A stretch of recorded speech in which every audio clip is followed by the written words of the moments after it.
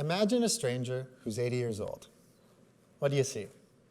Someone like Mick Jagger rocking out on stage, or an athlete that just set the record for their age? Now, if you're like most people, you first pictured something more stereotypical, something you think of as old. Our whole lives, the world bombards us with a message. To be young is great. To be old, not so much. We're taught to view aging as a negative thing and then learn to see older adults through the lens of these negative aging stereotypes. Then that fateful day comes when we start to see ourselves as old and we see ourselves through those aging stereotypes.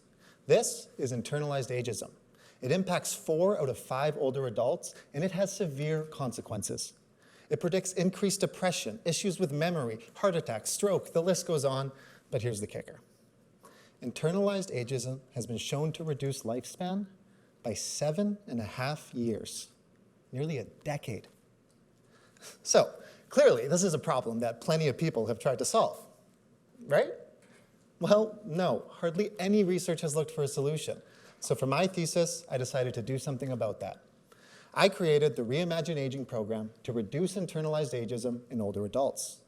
Drawing on decades of research in clinical psychology, this program helped participants identify their internalized ageism, separate from its influence, develop their own personal values, and learn to view themselves and their aging through the lens of these values, not through the lens of ageism.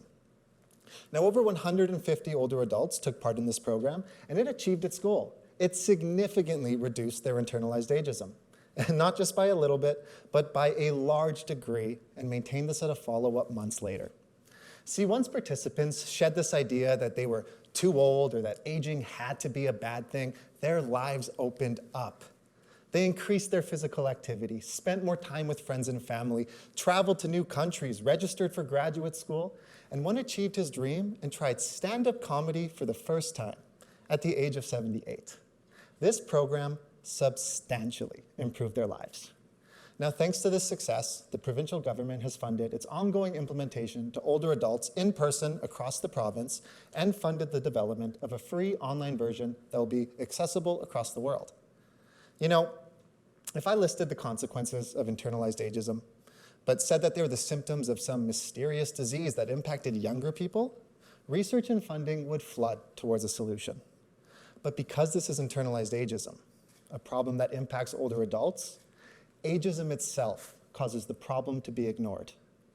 It doesn't have to be, it shouldn't be, and something can be done about it.